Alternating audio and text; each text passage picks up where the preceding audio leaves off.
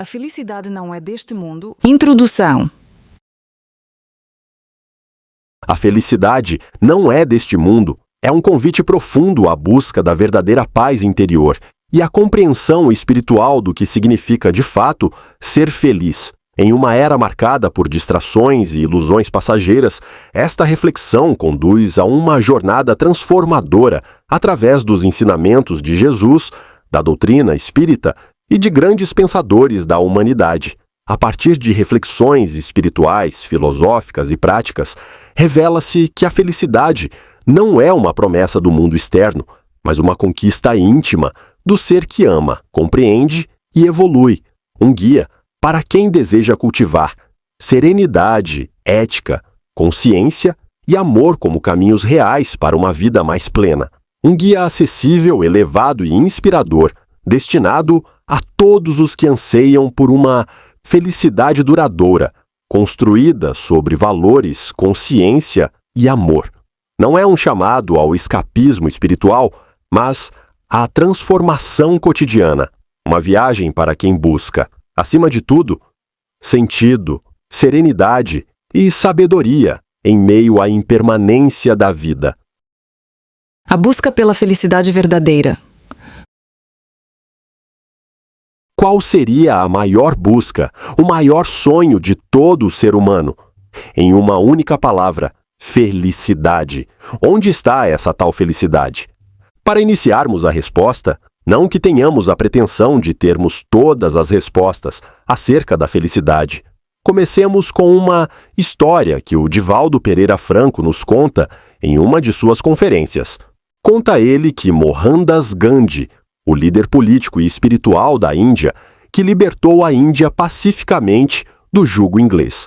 Gandhi, um dia, em visita à Rainha Vitória, em Londres. Evidentemente, alguém do cerimonial foi buscá-lo no aeroporto. E, caminhando pelo saguão do aeroporto em direção à saída, eles passaram em frente uma grande joalheria existente no aeroporto. Gandhi olhou para as joias expostas e sorriu. Então, o chefe do cerimonial, que estava atento, o interpela. O senhor gostaria de alguma dessas joias? Nós temos ordem da rainha para lhe atender naquilo que o senhor necessitar. Ele disse, não, eu só sorri, porque eu não preciso mais disso. Aí, temos uma grande lição. Desde os primórdios da humanidade, o ser humano busca compreender e alcançar a felicidade. No entanto, como compreender esse estado tão almejado quando as dores, perdas e contradições da vida material se impõem todos os dias? Quando sonhos e necessidades não são atingidos? Primeiramente, o que é, de fato, a felicidade? Será a felicidade uma ilusão, um privilégio de poucos, ou uma meta legítima do espírito em evolução? Muitas vezes nós colocamos as nossas metas em coisas passageiras. Algumas são colocadas muito além das nossas possibilidades. Nos dias de Joana de Anjos, no livro No Rumo da Felicidade, através da atividade mediúnica de Divaldo Pereira Franco, que há uma ânsia incontida no ser humano pela aquisição da felicidade, cuja busca é inerente ao espírito, não ao corpo. A frase que serve de título a esta reflexão, a felicidade não é deste mundo, tem origem na resposta dos espíritos superiores a Allan Kardec, em O Evangelho segundo o Espiritismo, capítulo 5, item 20. Ela não nega a possibilidade de viver momentos felizes na Terra, mas revela uma verdade mais profunda. A verdadeira felicidade é espiritual, não material, é eterna, não transitória, é construção interna, não provém de fora. A felicidade na visão dos espíritos. Essa aí é a afirmação de que a felicidade não é deste mundo, longe de ser um convite ao desânimo, é um chamado à maturidade espiritual. Na questão 920 de O Livro dos Espíritos, Kardec pergunta se é possível ao homem ser completamente feliz na Terra. A resposta é clara: não, porque a vida terrena foi dada ao homem como prova ou expiação, mas depende dele suavizar seus males e ser tão feliz quanto possível. Isso indica que, embora a felicidade plena ainda não seja compatível com o estágio evolutivo do nosso planeta, classificado como mundo de provas e expiações, já é possível vivenciar lampejos de paz e alegria através da vivência moral. A interpretação de felicidade tem sido muito discutida, desde os filósofos antigos aos contemporâneos, correntes psicoterapêuticas, sociológicas e econômicas, assim como através das propostas religiosas, especialmente destas propostas. No Velho Testamento, a felicidade é frequentemente associada à obediência às leis divinas.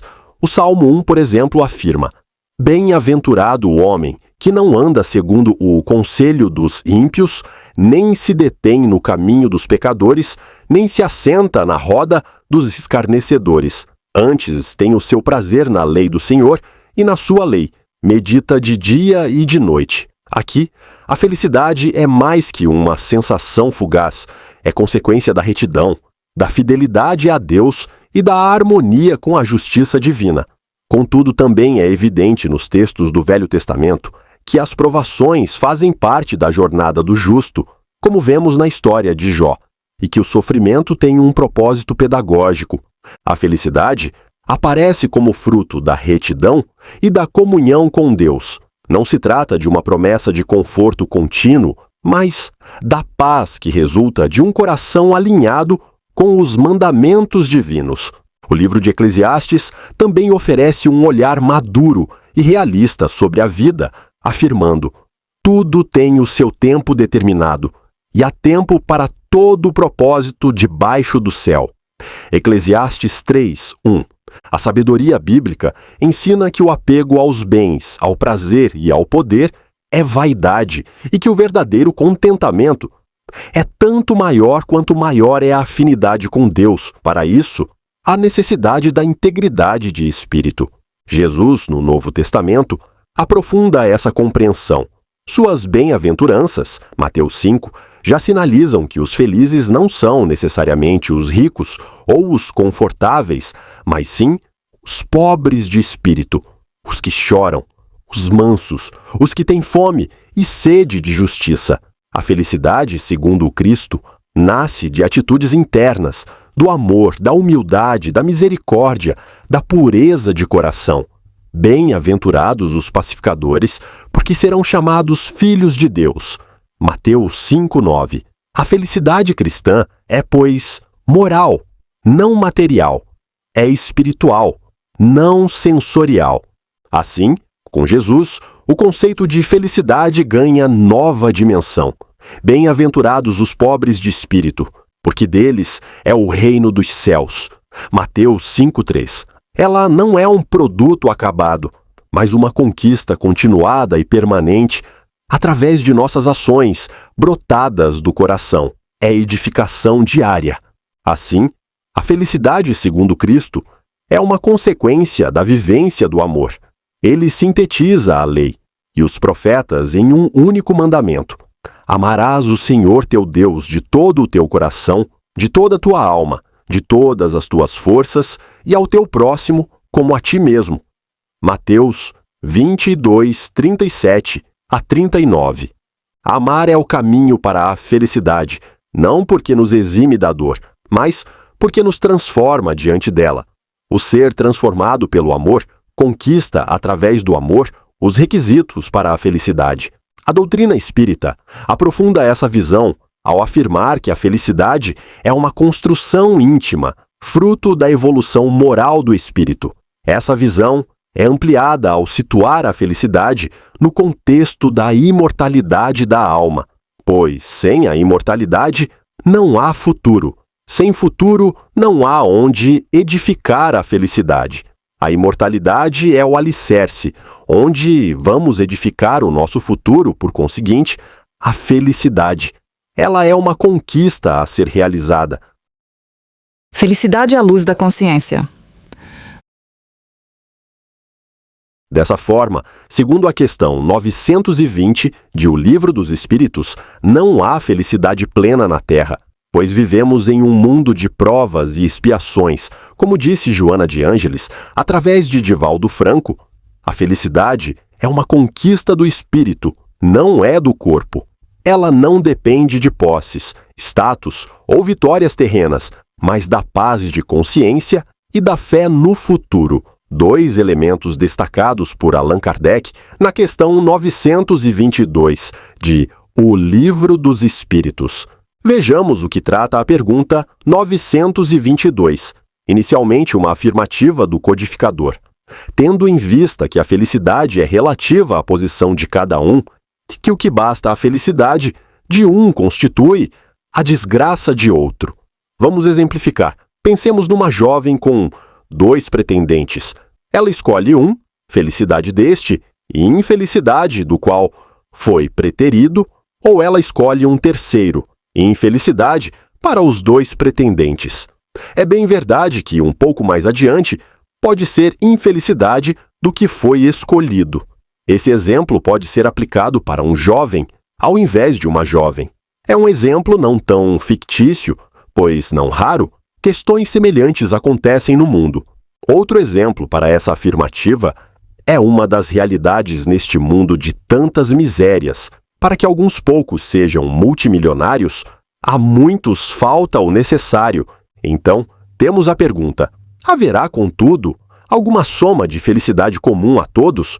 Com relação à vida material, é a posse do necessário. Com relação à vida moral, a consciência tranquila e a fé no futuro. Pensemos na resposta. Nos aspectos da vida material, a posse do necessário. Estamos no mundo da matéria, no corpo físico. Temos necessidades materiais, como alimentação, abrigo, segurança, conforto. Para isso, há necessidade de esforço para essas conquistas.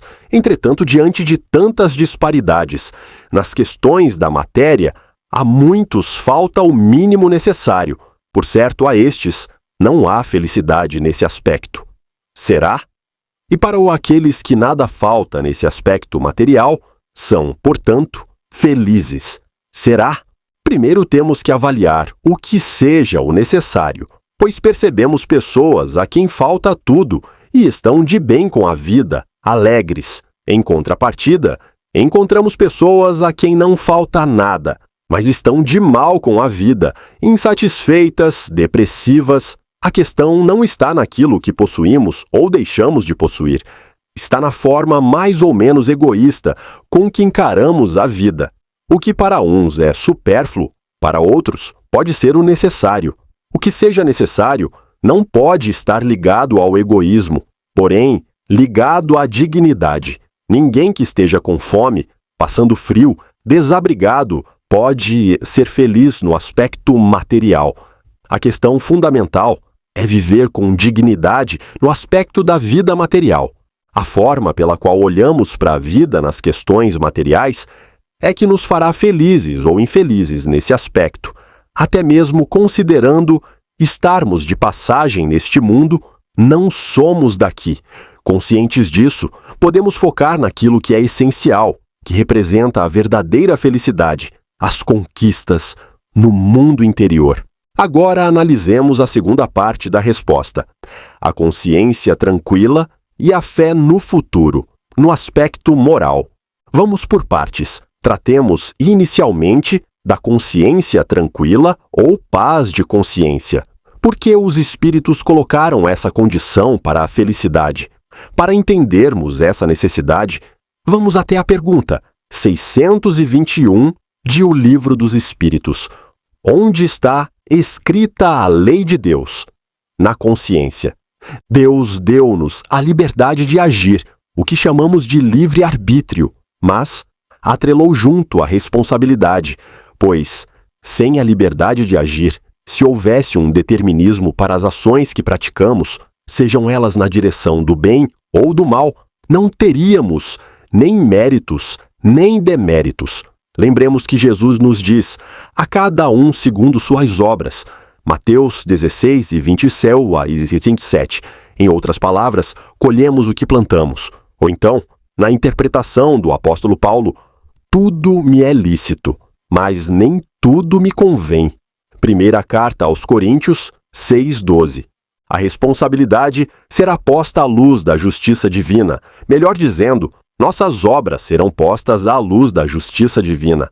Onde entra a consciência nessa história? Ela é o tribunal. Não é Deus que pune ou castiga. A lei está na consciência, aí o tribunal. Olha a beleza da obra. Deus deu-nos a liberdade de agir, mas coloca o tribunal junto. O tribunal é a própria consciência. Dos tribunais da justiça humana, que buscam aplicar a lei humana, nós podemos até escapar. Pelas mais variadas formas de burlar, vemos isso com frequência. Entretanto, da justiça divina, não dá, pois o tribunal está posto de forma permanente, está em nós. Se vasculharmos alguns atos praticados no passado, quando esse ato agrediu a lei de amor, lei divina, e percebemos a conduta equivocada, não ficamos arrependidos, perturbados, até com insônia, não ficamos angustiados, depressivos. É o tribunal consciência em ação. Aí está o inferno, a infelicidade. Ao contrário, quando praticamos alguma ação no bem, não nos sentimos bem, até alegres, por vezes exultantes. É o tribunal consciência, aplaudindo. Esse é o céu.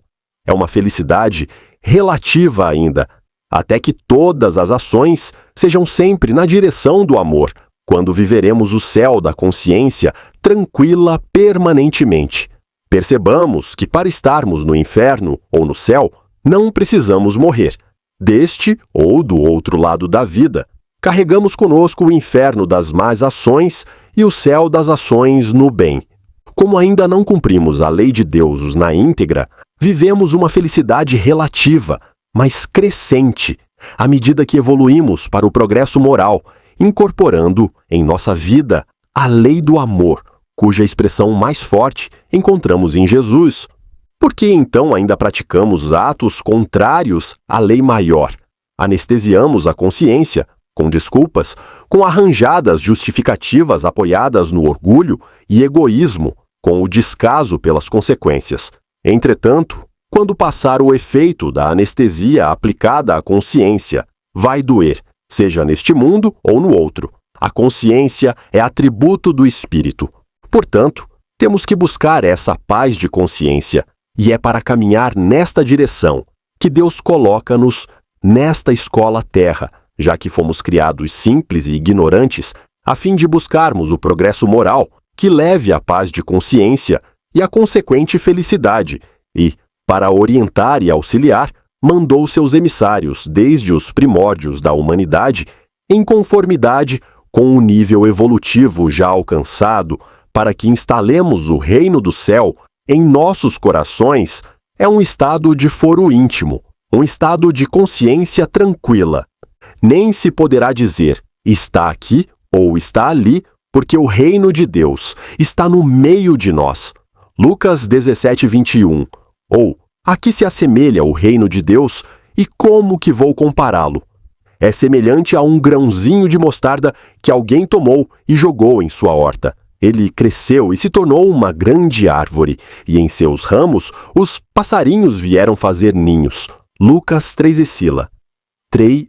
Portanto, um mundo de felicidade, é preciso que conquistemos os valores do coração, pois o reino dos céus de felicidade instalar-se-á em nossos corações e ofertemos melhores atitudes e obras à nossa volta, por onde transitarmos.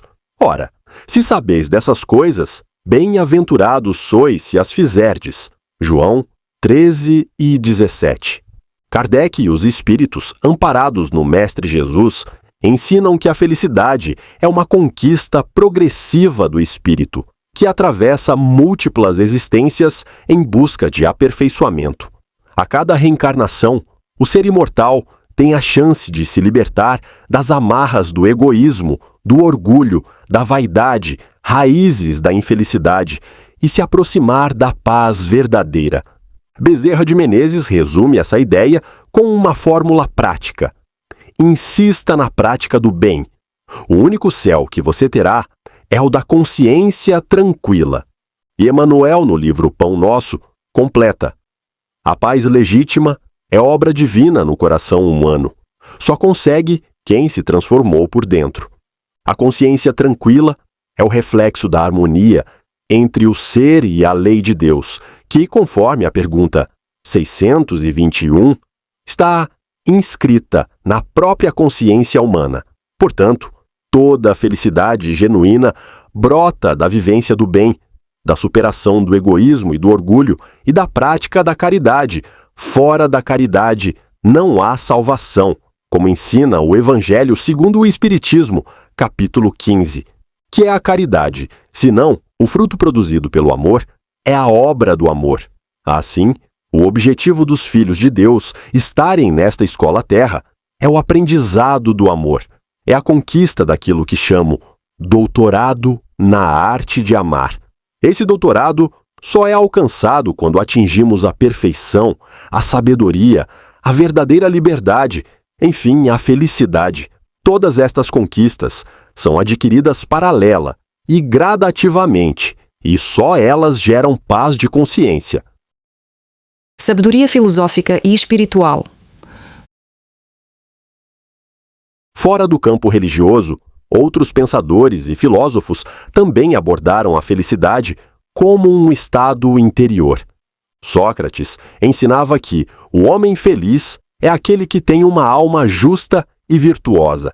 A felicidade, eudaimonia, não dependia de bens materiais, status social ou prazeres passageiros, mas do estado interior da alma. Em seus diálogos, especialmente nos escritos de Platão, ele argumenta que uma vida verdadeiramente feliz é aquela guiada pela razão, pela ética e pela busca constante da verdade. Não é um sentimento passageiro, mas uma condição duradoura de harmonia interior, fruto da prática do bem, da justiça e do amor. Uma alma justa, para Sócrates, é aquela que conhece o que é o bem e age conforme esse conhecimento. A justiça não é só uma qualidade social, mas um estado interior, o equilíbrio entre as partes da alma, razão, vontade e desejos. No diálogo A República, Platão, discípulo de Sócrates, aprofunda essa proposta de Sócrates, dizendo que uma alma justa é aquela em que a razão governa, é a sabedoria, a vontade obedece à razão, é a coragem e os desejos são moderados, é a temperança. Logo, justiça na alma é cada parte cumprir sua função de forma ordenada e harmoniosa. Virtude, para Sócrates, é sinônimo de sabedoria. Ninguém erra voluntariamente, dizia ele, ou seja, toda maldade nasce da ignorância. Assim, cultivar virtudes como prudência, coragem, temperança e justiça é o caminho para a excelência do ser humano. Uma alma virtuosa é aquela que se conhece, se domina e se orienta pelo bem comum. A máxima socrática, conhece-te a ti mesmo, complementa a frase original. Só pode ser feliz aquele que olha para dentro, examina sua própria alma, seus valores, suas motivações e ações. Essa investigação interior permite transformar vícios em virtudes. Logo, a felicidade vem como consequência do autoconhecimento e da retidão moral, e não como algo buscado diretamente. Nos dias de hoje, a frase de Sócrates continua atual. Em um mundo que frequentemente associa felicidade a consumo, aparências e sucesso externo, a proposta socrática é radicalmente contracultural. Ela propõe que só é feliz quem vive com consciência, integridade e ética. O homem verdadeiramente feliz não é aquele que acumula riquezas, prazeres ou fama, mas aquele cuja alma está em ordem, que vive em harmonia com sua consciência, pratica a justiça, cultiva a verdade e guia seus atos pelas virtudes. Essa é a alma livre, sábia e plena, e, portanto, feliz. Os postulados do filósofo ecoam em perfeita sintonia com o Velho Testamento, com Jesus e com a doutrina dos Espíritos, que revive os ensinos de Jesus na simplicidade dos 3 primeiros séculos e esclarece inúmeras outras questões. Outros grandes pensadores também convergem nesse ponto. Epicteto estoico da Grécia Antiga, já ensinava que não são as coisas que nos perturbam, mas a opinião que temos delas. Ele ensinava que a realidade é neutra, mas nós a interpretamos através de filtros mentais e emocionais. As coisas lá fora, doenças, perdas, críticas, fracassos, não têm o poder intrínseco de nos perturbar. O que realmente nos afeta é o julgamento que fazemos dessas coisas. Ou seja, um insulto só nos fere se acreditarmos que ele é verdadeiro ou injusto. Uma perda só nos destrói se acreditarmos que não podemos viver sem aquilo que perdemos. Esse pensamento nos convida a entender que o sofrimento não nasce da realidade, mas da interpretação que fazemos dela. Sêneca, estoico romano, dizia: a verdadeira felicidade está em não desejar o que não se pode ter e em aceitar serenamente aquilo que se tem. Essa colocação é uma condensação poderosa da ética estoica, que propõe um caminho de libertação interior por meio da razão, da moderação dos desejos e da aceitação do destino. Sêneca nos convida a refletir sobre os limites da nossa vontade, desejar aquilo que está fora do nosso controle, seja riqueza, fama, juventude eterna, reconhecimento ou a conduta de outras pessoas, é criar terreno fértil para a frustração. Os estoicos chamavam esses desejos de externos ou indiferentes, porque não dependem da nossa virtude nem da nossa vontade racional. Quando nos fixamos em obter o que não está ao nosso alcance, vivemos em permanente estado de insatisfação. Para Sêneca, a liberdade e a paz interior nascem do domínio de si mesmo e não do mundo externo. Não é a pobreza que devemos temer, mas o desejo insaciável. Assim, a verdadeira felicidade, segundo Sêneca, não reside na conquista de tudo o que desejamos, mas na conquista de nós mesmos. Está no domínio dos impulsos, na claridade da razão e na tranquilidade diante do que escapa ao nosso poder. Ser feliz, então, é saber dizer: isso me basta, não porque não se possa querer mais, mas porque aquilo que se tem já é suficiente para uma alma em paz. A chave do estoicismo está em focar apenas naquilo que depende de nós e aceitar com serenidade o que está fora do nosso controle. O amor como caminho da felicidade. Viktor Frankl, psiquiatra austríaco, sobrevivente de campos de concentração, reafirmou que o ser humano é capaz de encontrar sentido e até paz, mesmo nas piores condições, quando está conectado a um propósito espiritual. Afirmava: a felicidade não pode ser perseguida, ela deve acontecer como consequência de uma vida com sentido. A felicidade, então, não é buscada diretamente, mas floresce quando damos sentido à dor, ao amor, ao trabalho, à vida em geral. O sucesso, como a felicidade, não pode ser perseguido, deve acontecer como consequência da dedicação pessoal a uma causa maior do que o indivíduo. Já Dalai Lama ensina que a felicidade não é algo pronto, ela vem de suas próprias ações. Essa ideia rompe com a noção comum de que a felicidade é um ponto fixo a ser alcançado ou um presente que a vida oferece aleatoriamente. Pelo contrário, ela depende da maneira como cada pessoa vive, reage e contribui com o mundo ao seu redor. Dalai Lama enfatiza que a felicidade não está em bens materiais, reconhecimento externo ou circunstâncias ideais, mas no cultivo de ações que geram paz interior, compaixão e responsabilidade pessoal. Ações como perdoar, agradecer, ajudar, meditar ou se autoconhecer constroem um estado mental mais estável e pleno.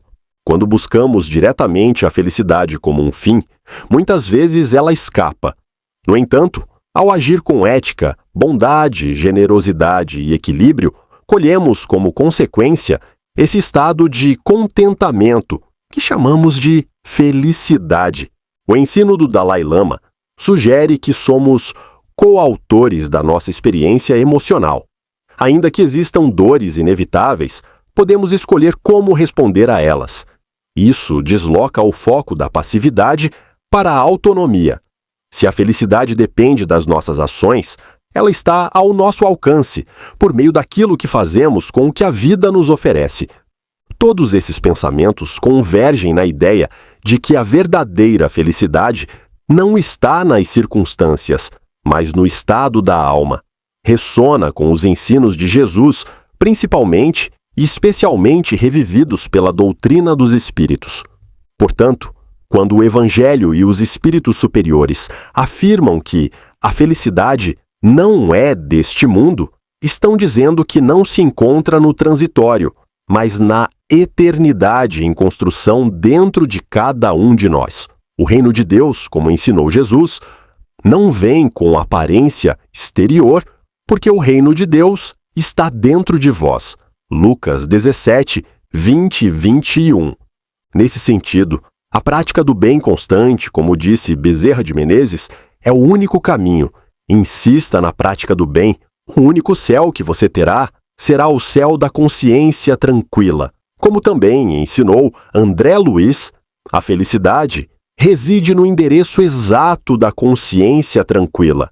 Mesmo que a Terra não seja um mundo onde se possa experimentar felicidade absoluta, como ensina o Espiritismo, isso não significa resignação passiva ou conformismo.